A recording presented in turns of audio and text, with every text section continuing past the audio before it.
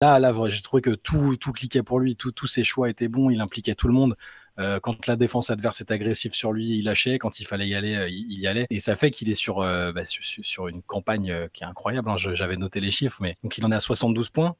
Il n'y a jamais personne qui a mis plus de points sur ses 2 premiers matchs en carrière en finale NBA. Il y avait Allen Iverson avec 71. C'est aussi le 12e joueur dans l'histoire qui atteint la barre des 3000 points marqués quand tu cumules saison régulière et playoff.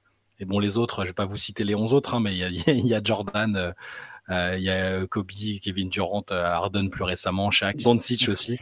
Ce qu'il est en train de faire est assez incroyable et exceptionnel, mine de rien. Il faut évidemment tout mettre en perspective parce que sur les 2 premiers matchs, on va peut-être pas forcément, ils vont peut-être pas rester dans l'histoire, ces 2 premiers matchs, dans les mémoires. On va pas se dire, oh, les 2 premiers matchs de Shea, incroyable, alors que celui d'Iverson, le premier lors des finales contre les Lakers, on s'en souvient tous. C'est vraiment à son image, c'est cette espèce de constance et d'efficacité, son footwork, sa fluidité athlétique. C'est chaque match, moi, je m'en lasserai jamais, je pense. C'est pour ça que je sais qu'il est parfois un peu décrit comme une superstar boring, un peu ennuyeuse, qui manque un peu de relief, tout ça, mais c'est tellement beau à voir en action, quoi.